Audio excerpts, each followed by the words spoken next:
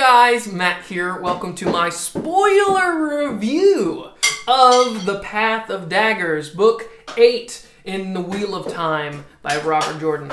I am having such a good time with the Wheel of Time. Earlier this year, I decided I was going to read all of the books in order.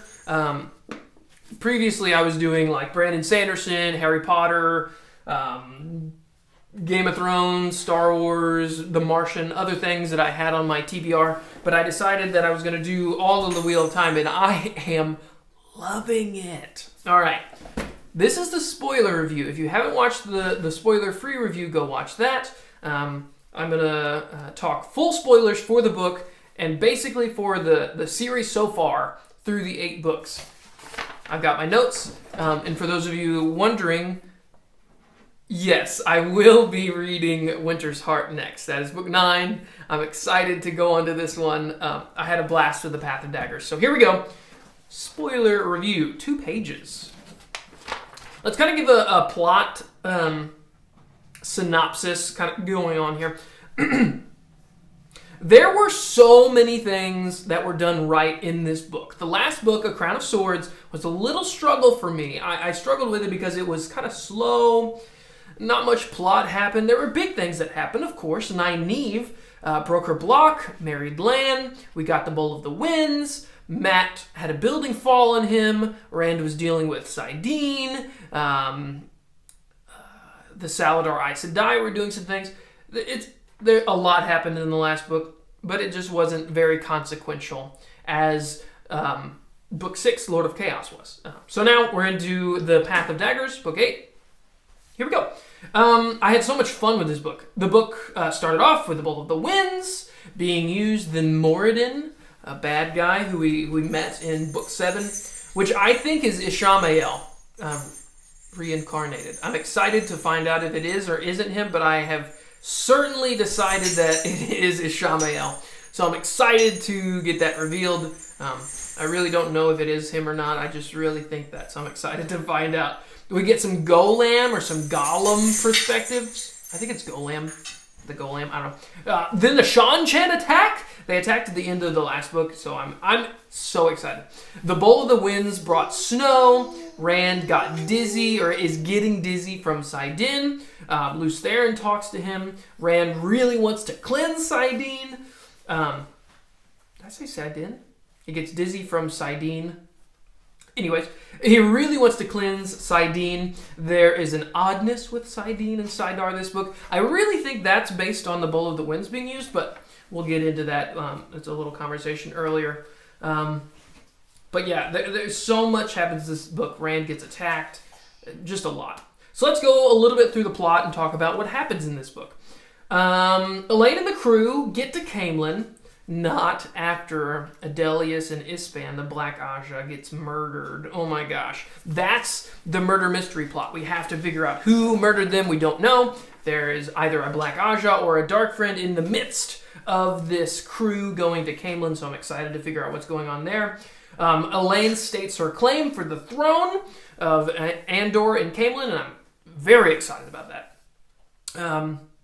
I'm just excited for where we're going. There's a lot going on, and I'm excited to see what happens. Rand and crew go after the Seanchan. Rand gets shot by an arrow, then gets healed. Rand uses Kalendor and kills some of his own men. That, and then the other oddness with the one power, friendly fire was happening on both sides, the Seanchan and Rand's crew. So that was pretty crazy. We lost an Ashaman. Adley was his last name. I don't know his first name. But we lost an Ashaman. Rand returns to Men in the Sun Palace and learns that the Sea Folk have granted him use of their ships. Wow, I'm so excited about that.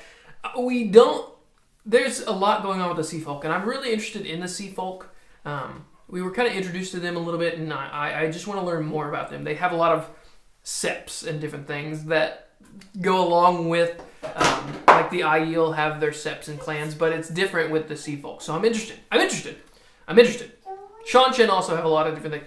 Robert Jordan's world building is superb, by far, incredible world building. Robert Jordan, man, This book was awesome. Wheel of Time is awesome. I highly recommend reading Wheel of Time. You probably are if you're 8 books in. Great stuff. Okay. Rand asks Cad Swain to be his advisor. She agrees, but she and Cerelia make a water oath to teach Rand laughter and tears.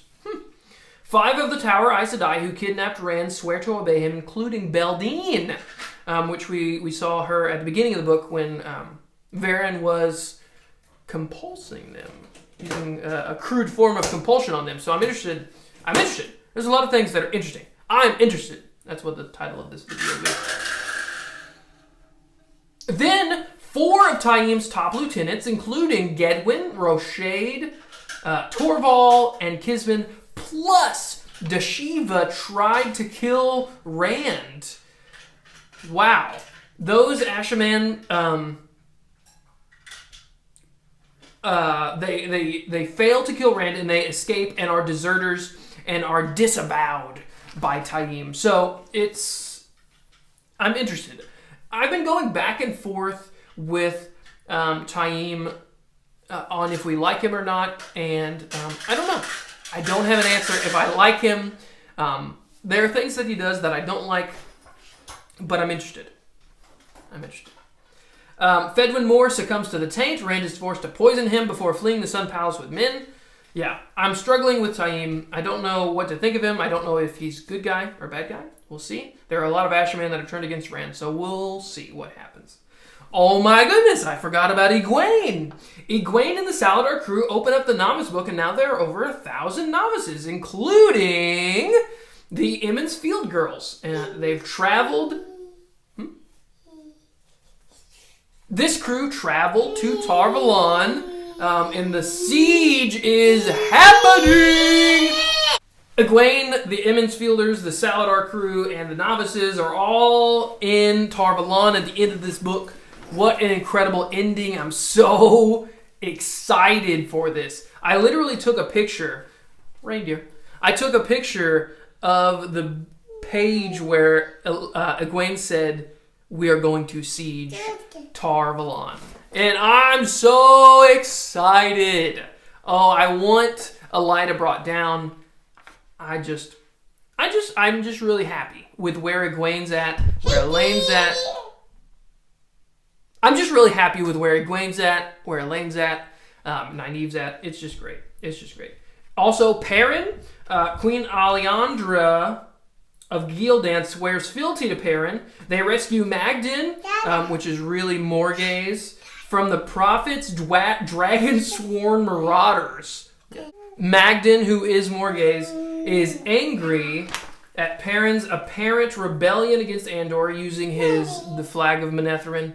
But her group agrees to serve Fael as servants. Perrin argues with the wise ones who want the Prophet killed and receives invaluable marital advice from Elias Makira. Elias is back! Holy moly! That was pretty early on, which is awesome. So I'm really happy about that. He definitely helped Perrin. He told Perrin how to deal with a Saldean woman, and Fael likes it. Fael likes getting yelled at.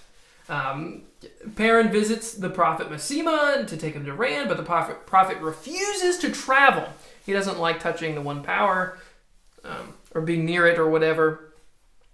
So they're going to have to ride their horses to Rand. And while that's occurring, Fael, Alliandra, Bane, Chiad, and Morgaze are captured by Savannah's Shido. So much happened in this book. It was so good. Next, we have the White Tower. The Black Aja Keeper Alviarin reasserts herself to Elaida, reminding her that Elaida will be finished in the tower if she learns of her crimes. Alviarin is visited by a disguised Masana, but manages to glimpse part of her forsaken dress through part of her disguise. That was pretty cool. She was bowing at her feet and pulled it. It's cool. Here we go. Some Aes Sedai names that I've never said out loud. I've just read them.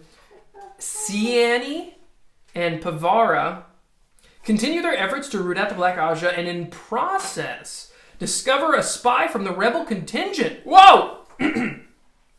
Sitters Saren, Talene, Yakuri, and Dosin come upon them and deduce their mission. Talene is revealed as a dark friend because she won't swear to the oath rod, which I'll talk about in a second. And the Moradin and the Shadow are plotting against everybody. I cannot wait to see more of the Shadow in the coming books. So, a couple things that I've been dealing with through a lot of these books is Aes Sedai agelessness and how old Aes Sedai are. So, we learned a lot about the Oath Rod this book, but the Oath Rod, that's how the Aes Sedai get their ageless face. The Oath, by holding the Oath Rod and having Spirit channel through it, literally tightens on your skin. That's where the ageless face comes from. It literally, like the Oath, tightens on your skin. Something about the Oath stunts the ages of the Aes Sedai that have taken the Oath. So that's interesting because some of the kinswomen, are alive. Where did I write that? Yeah, I wrote that over there.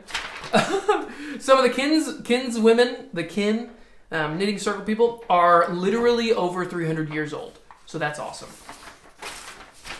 Yeah, that was something that I was trying to figure out. So, wow.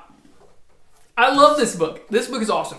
I really need to do a ranking of the books so far to kind of keep my eye on what's happening. But this book was awesome. 5 out of 5. Amazing, amazing, amazing. I'm going to start Winter's Heart as soon as I can. We're going on vacation, so I'm excited. All right, thanks so much for watching. I hope you enjoyed. I will see you in another video. Time to get reading. All right, bye.